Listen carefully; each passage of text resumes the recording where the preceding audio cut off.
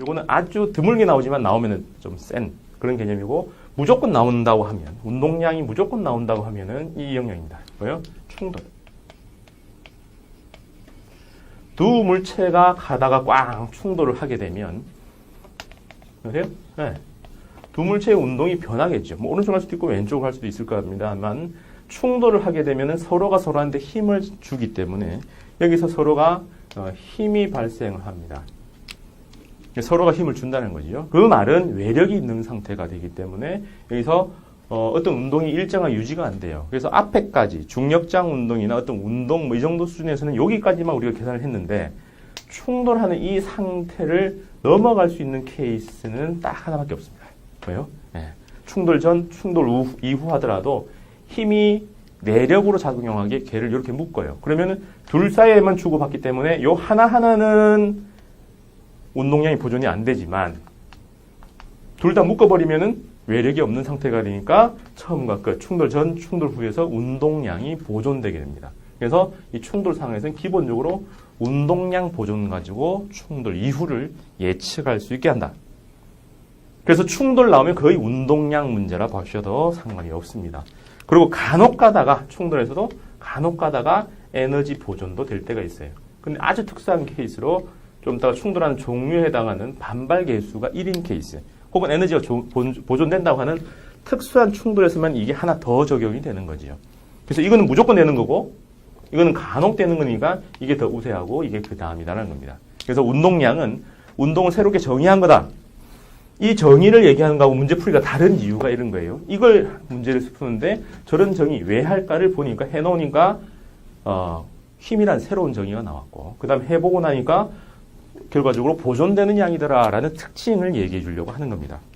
자, 그래서 요 세 가지 정도가 운동량과 관련된 문제의 유형이에요. 그럼 당연히 네 번째로 넘어가면 이제 복합 문제가 되겠죠. 처음에 중력장 꽉 날리죠. 그럼 중력장 운동, 충돌전입니다. 근데 위에서 둘이 충돌을 해요. 그럼 충돌 꽝 하면은 날아가는 그 속력이 새롭게 재편되겠죠.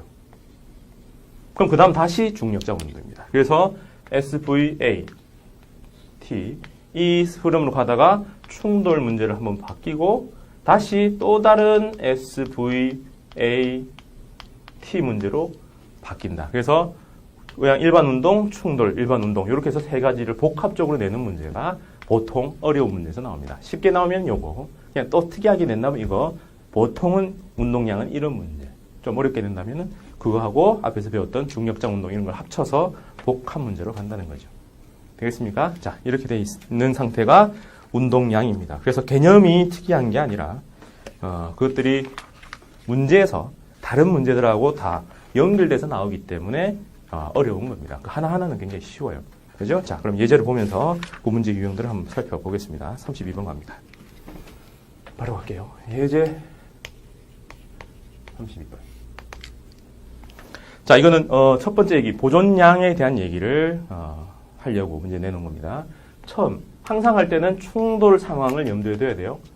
충돌이 있으면 충돌 전과 후가 있을 텐데, 충돌 전에 A가 오른쪽으로 2kg이 10m/s로 가고 B는 그냥 가만히 있더라.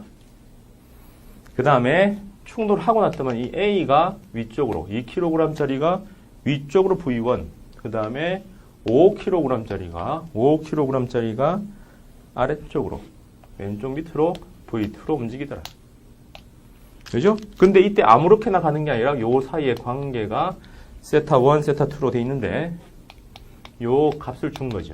60도, 30도. 자, 그러면 충돌이 나왔기 때문에 충돌 상황을 풀 수 있는 상황이라고 하면은 기본적으로 운동량이 보존된다는 겁니다. 요 얘기 조금 설명할게요. 기본적으로 요 흐름에서 나오는데 어디 갔죠? 자, 힘이라는 게 운동량의 변화량이다 라고 하는데, 외력이 없다면 운동량 변화도 없는 상태가 되겠죠. 그래서 시그마 F가 빵, 어떤 개를 잘 둘러쳐가지고 외력이 없는 상태로 만들면 그때는 운동량의 변화도 없는 상태다라고 얘기가 되는 겁니다. 그래서 운동량 변화를 얘기해 주려면 항상 개를 잘 둘러쳐가지고 충돌하는 물체를 다 포함하도록 개를 쳐서 각각의 물체의 운동량이 다 합쳐져서 0이 되도록 하면 이후에도 각각은 달라졌겠지만 전체 합은 일정하다라는 거죠. 내부자 거래하고 똑같습니다. 이때 그러면 충돌의 케이스에는 두 가지 설정이 나오죠. 운동량 보존을 쓸 수가 있고 벡터입니다. 두 번째는 충돌의 종류가 나와요. 이게 충돌할 때 쇠와 쇠, 딱딱한 거 두 개 충돌하는 거하고 찰흙, 그것도 딱딱한 찰흙이 아니라 물렁한 찰흙 이렇게 해가지고 충돌할 때는 다르겠죠. 그래서 충돌하는 종류를 얘기해주는 값이 하나 나옵니다. 그게 뭐냐면 E라고 쓰고 반발 개수라고 불러요. 반발 개수라고 하는데 E 뭐냐면 충돌 전, 충돌 이후의 운동 상황을 비교하는 거예요. 그래서 운동은 V죠. 그래서 V의 차이, 충돌 전. 차니까는 양수여야 되겠죠. 그 다음에 충돌 후의 차이. 의 비율입니다. 그래서 이전 걸 그대로 보존하면 100% 보존하면 이게 1이겠죠. 그럼 그 보존이 최고고 아니면 절대값이기 때문에 최소는 0에 해당합니다. 그래서 이 중에서 1 에너지도 보존될 때 그때를 우리는 완전 탄성 혹은 탄성 충돌이라 부르고 에너지도 보존된다라고 하는 상황이고 아니면 이렇게 넘어가면은 완전 비탄성이라고 얘기하는 그런 상태고 그냥 대충 뭐 이런 흐름들입니다.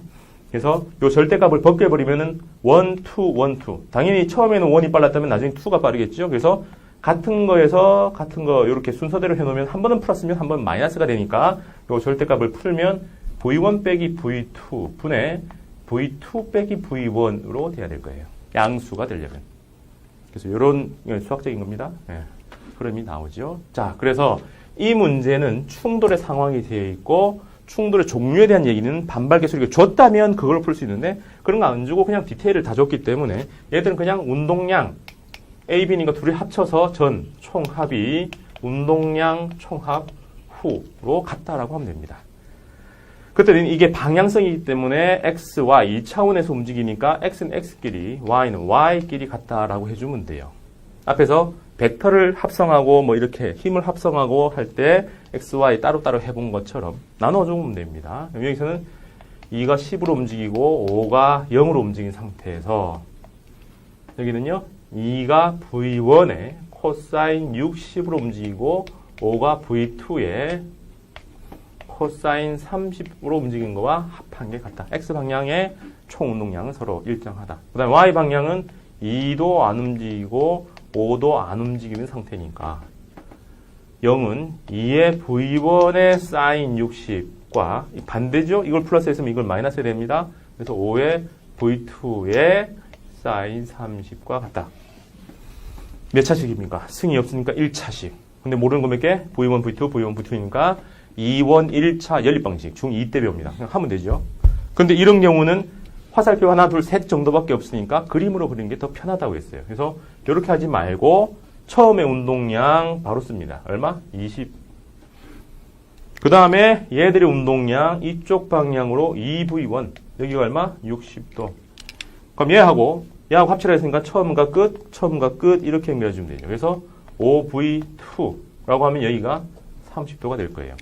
그래서 처음에 총합이 나중에 총합과 같다 하니까 딱 요 삼각형이 마무리가 딱 돼야 되겠죠. 닫혀야 됩니다. 그러면 60도, 30도, 중3 때 배웠던 삼각형, 내각의 합 하면 90도. 그래서 직각삼각형. 그러면 이거 맞은편, 그 다음에 이거 맞은편이 1대 2대 루트 3이라는 삼각 함수도 아닌 삼각 B가 나오죠. 그럼 이 비율인데 20이니까 여기는 10이어야 되고 여기는 10 루트 3이어야 된다. 따라서 이 흐름에 의해서 V1은 5, V2는 얼마죠? 2 루트 3이 된다. 이건 연립방식 풀어야 된다는 부담이 있지만 이거는 그냥 바로 비례식으로 이꼴 만들면 되겠죠. 자, 그래서 여기서는 충돌 전후에서 운동량 보존만 가지고도 처리할 수 있고 운동량 보존은 벡터라서 성분별로 할 수도 있고 벡터의 합으로 할 수 있다. 앞에서 계속 얘기했던 힘의 벡터 성분, 그 다음에 운동량의 벡터 성분의 합 흐름으로 다 정리할 수 있습니다. 되죠? 자, 필기하시고 그 다음 문제 가겠습니다. 33번.